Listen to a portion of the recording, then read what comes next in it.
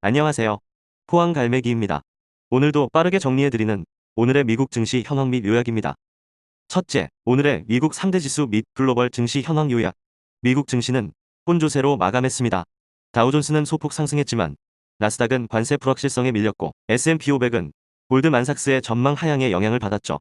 또한 불안정한 글로벌 정세의 금값은 다시 한번 사상 최고가를 갈아치웠습니다. 오늘 금 선물은 온스당 3,157달러를 기록했는데요. 1분기 상승률만 40년 내 최고입니다. 둘째, 아주 중요하고 매우 중요합니다. D-1 트럼프 상호 관세 발표 예고. 트럼프 전 대통령이 예고한 상호 관세 부과 발표가 하루 앞으로 다가왔습니다. 이번 조치는 단순한 무역 마찰이 아닙니다. 미국이 전 세계를 상대로 미국에 부과된 만큼의 동일한 관세를 되갚겠다는 입장을 공식화하는 것이죠. 무려 20개 이상 국가가 타깃이며 자동차, 농산물, 석유, 반도체 부품까지 광범위한 품목이 포함될 것으로 보입니다. 이번 상호 관세에는 4단계가 있습니다. 첫째, 품목 관세. 외국산 자동차에 최대 25%, 농산물에는 최대 15% 관세가 부과될 예정입니다.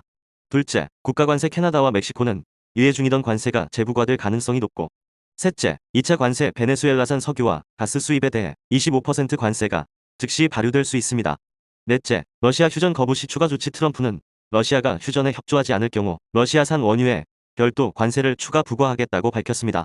특히 미국 내 제조업체들도 수입 부품에 의존하고 있는 상황이라 오히려 미국 기업들까지 충격을 받을 수 있다는 지적도 나오고 있습니다. 셋째, 골드만삭스. S&P 500 목표치 하향 조정 투자자 심리를 흔든 결정적 신호. 월가의 대표 투자은행 골드만삭스가 S&P 500 연말 목표치를 기존 6,200포인트에서 5,700포인트로 하향 조정했습니다. 골드만삭스는 이번 하향 조정의 근거로 세 가지 핵심 요인을 꼽았습니다. 첫째, 보호무역주의의 확산입니다. 트럼프의 상호 관세 정책이 본격화되면 글로벌 교역 둔화, 미국 기업 실적 압박주가 하락이라는 직접적인 악순환이 현실화될 수 있기 때문입니다. 둘째, 경기 침체의 우려 확대입니다.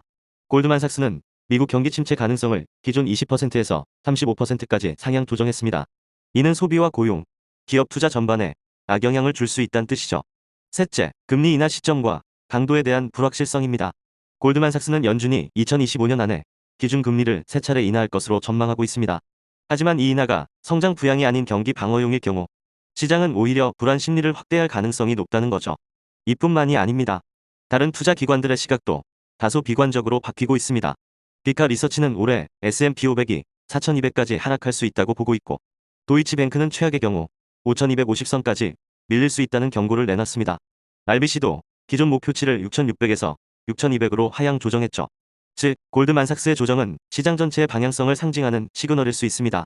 오늘도 멘탈 확실히 붙들어 잡으시고 기회가 있을 때 기회를 잡는 여러분이 되시길 바랍니다.